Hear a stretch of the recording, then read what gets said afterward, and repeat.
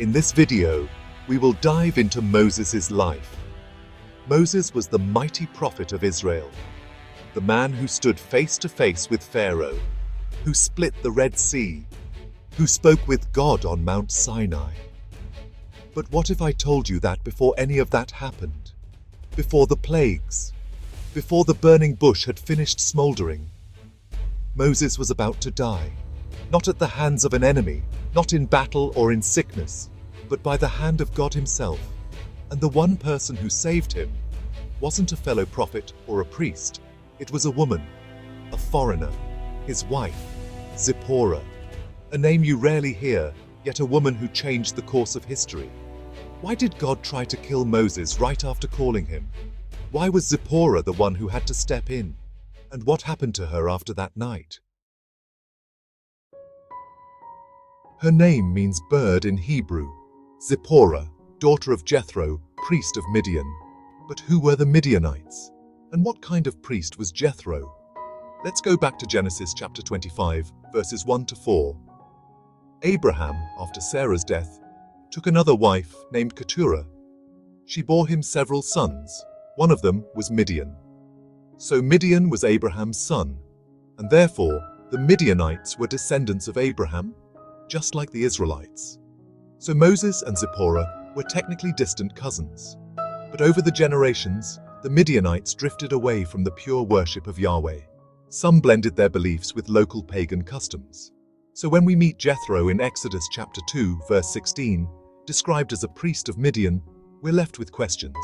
Was he a priest of the true God, or a priest of something else? Later, in Exodus chapter 18, verses 10 to 12, Jethro praises the God of Israel, offers sacrifices, and recognizes his power.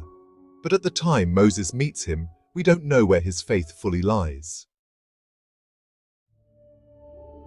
After fleeing Egypt for killing an Egyptian slave master, Moses is a fugitive, alone, thirsty, dirty, and spiritually broken. He arrives at a well in Midian.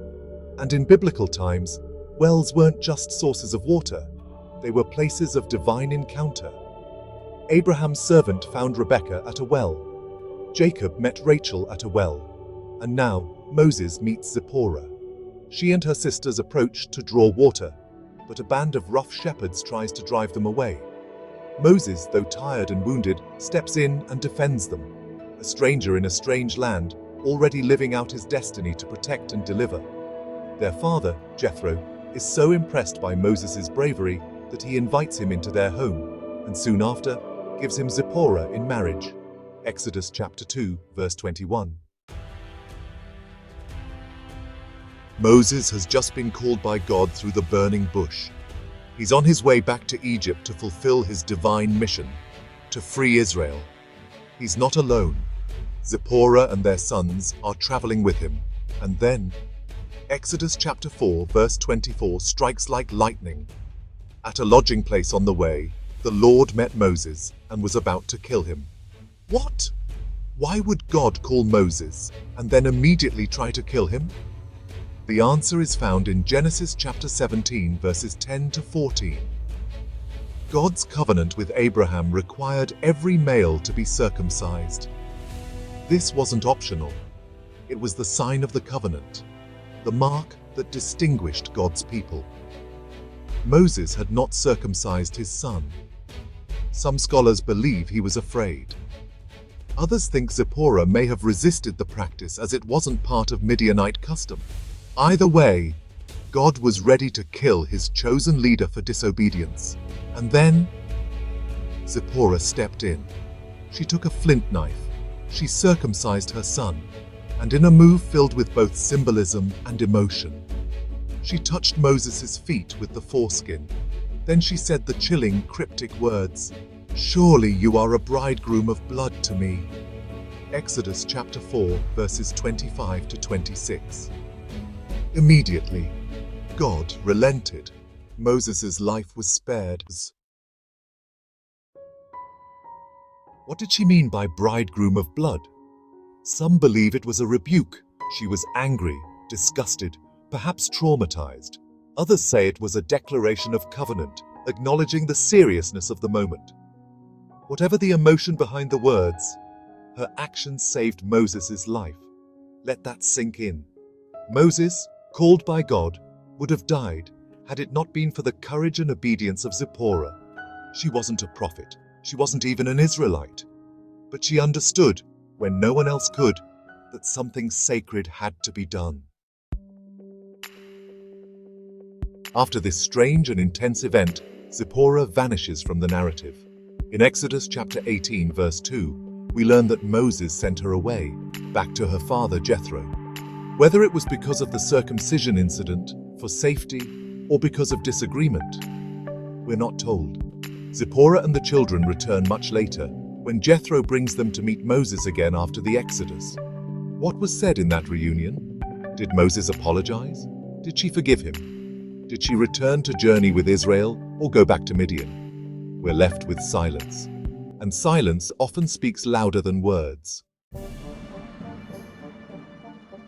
Was Zipporah the CUSHITE woman?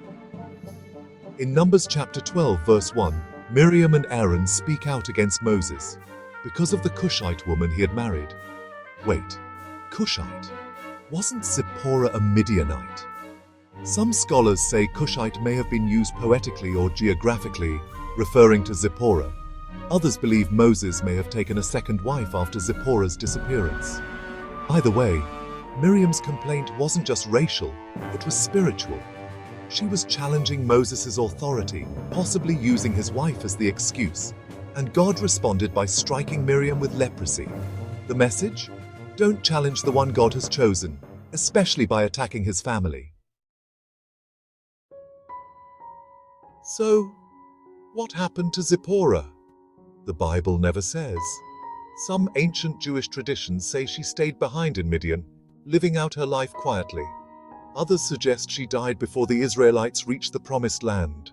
Some Christian scholars believe she may have been replaced by another wife, possibly the CUSHITE woman. But regardless of what happened to her, one thing is certain. Her moment of courage, of blood, of pain, of faith, saved the man who would go on to change the world. What we learn from Zipporah. Zipporah's story is more than just a strange footnote in the life of Moses. It's a profound reminder of what faith, courage, and obedience look like in the hidden moments. She acted when Moses couldn't. She obeyed when the cost was high. She played a pivotal role in God's plan, and then faded into the background. Not every hero in the Bible stands on a stage. Some kneel in fear, with a stone knife in their hand and obedience in their heart. Her story asks us tough questions. Are we willing to obey, even when we don't fully understand? Are we prepared to act, even when the person called by God falls short? Are we ready to be used by God, even if we never get the credit? Your turn. What do you think happened to Zipporah? Do you believe she was the CUSHITE woman in Numbers?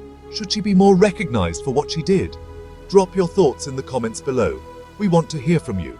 And if you found this story powerful, make sure to like, subscribe, and hit the notification bell, because we've got more epic, untold Bible stories coming your way. Stories that will challenge, inspire, and deepen your understanding of Scripture. Thanks for watching, and remember, sometimes the most powerful acts of faith come not from the stage, but from the shadows. We'll see you in the next video.